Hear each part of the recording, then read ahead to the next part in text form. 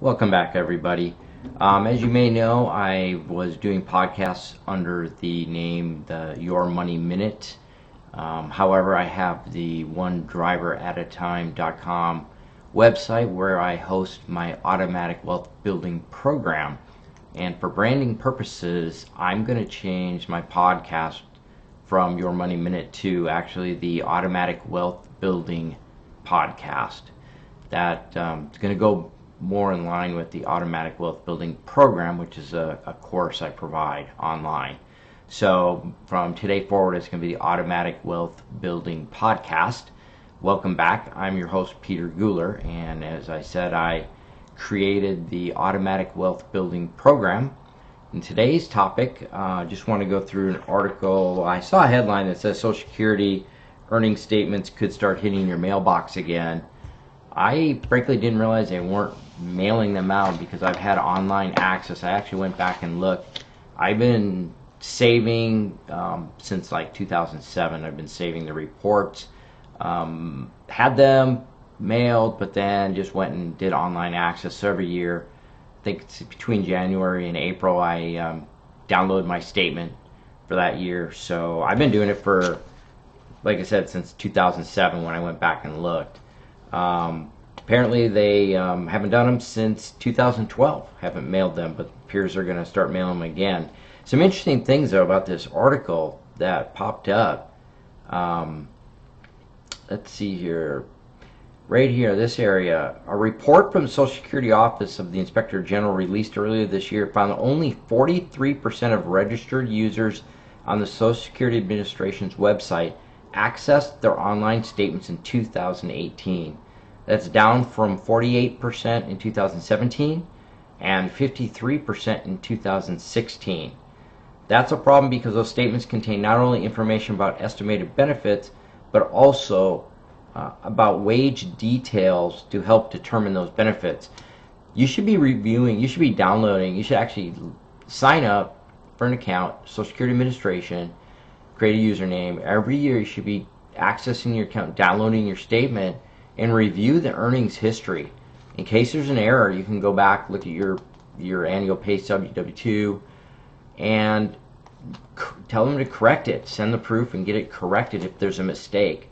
Mistakes happen. You should be downloading that. Additionally, like I said, I've been doing it, and I actually create a spreadsheet so I track every year what my benefit statement says, and that's for if I was to start claiming benefits early when I'm 62, the normal, which is 66 or 67, and then if I started claiming at 70, and I've been tracking this for a number of years, at least probably 7 years, as to how much I would receive annually in each of those age categories. I think you should do the same. I think it's very important to keep track of it. I suspect,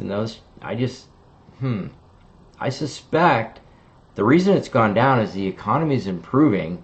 People maybe aren't necessarily relying just on Social Security because now they have other income sources, and maybe they're not so worried about it, and that's why it went down from 53% access their account in 2016 to 43% access their account in 2018. I suspect maybe it's just a factor of the economy doing well. We'll just scan through this article and see if they state any other viewpoints on it.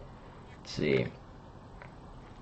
So here it does mention workers who spot errors on their statements must get them corrected to avoid potentially losing out on Social Security income down the road. But you can't do that unless you're actually looking at your statement. So you should be set up an account, download them every year, put a reminder in your calendar, download the report every year, and save it. You can save it electronically. So now it says Congress is considering reinstating paper earnings statements for all workers aged 25 and over. Let's see what else there is. Obviously there's costs to doing that. That's probably why they stopped doing it. And Social Security is already facing some funding shortfalls. So they were probably just trying to save money knowing Social Security's got problems financially. Let's see what else they stay here. So this pretty much what they're talking about in the article. Part of my automatic wealth building program is that you need to determine your end goal. And as part of determining your end goal, you need to know how much you can estimate for your Social Security income at retirement. Well, you can't do that unless you go on and view your statement and then make a note of what that annual Social Security income would be for you at the different ages. So based on that, you're going to input that number in your end goal worksheet that I provide in my automatic wealth building program. And that'll help you determine how much other income you'll need to live the lifestyle that you're dreaming of living in retirement. So it's part of the program. You need to do it. I do it, like I said, it's a habit. I didn't realize so few people were doing it. Do it. We talk about it in the course. I mentioned to do it as part of the course. I have a 9-driver course. In one of the drivers, I talk about accessing your Social Security statement and then downloading it. Now, what I do is I download everything as a PDF electronically, and I have an account set up where I upload all my bills. Pretty much every piece of paper I upload and store it electronically. I use a company called Box.com. It's an enterprise level, I think, very secure network. Fortune 500 companies use their platform.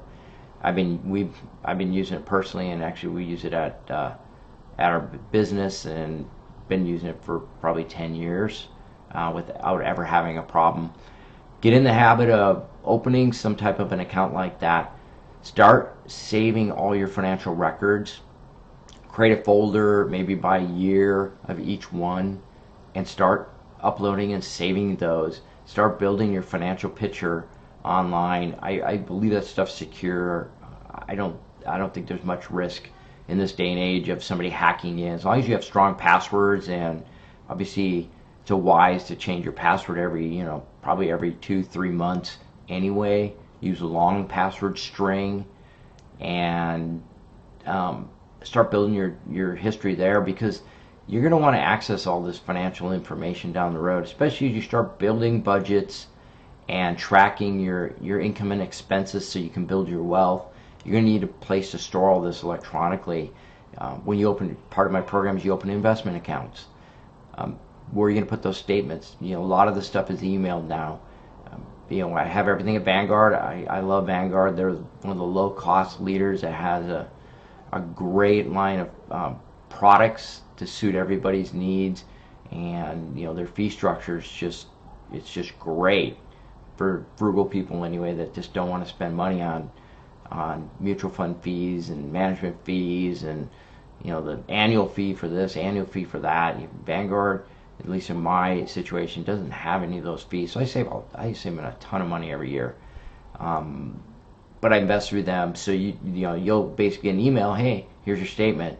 So you want to download that and then save it digitally, whatever company you use, and start tracking those statements. At least that's what I do as part of the program. We need to build your wealth.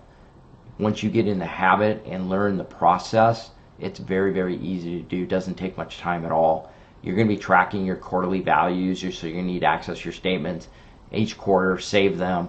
You can go back, jot down the value on the spreadsheet I give you, or worksheet I give you, either electronically or by hand, because you're going to want to track them. That's part of the results and the patience part of the program, is you need to track them and see how your money's growing, because you're putting money away every month and your investment grows. So it's a big win for you. It reinforces the program. It reinforces what you're doing.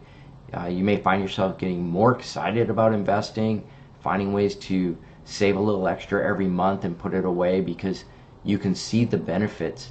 Every 3 months you're going to see the benefits of how much you're putting away and whether or not that was growing based on how the financial markets are doing at that time. Now, we're in it for the long haul, so there's going to be ups and downs, but it's just part of the process. You just get used to it. So I wanted to do a quick podcast, let you know I'm changing the name of my podcast. I've been uploading these to YouTube, the video portion, and then I upload the audio portion to Anchor.fm.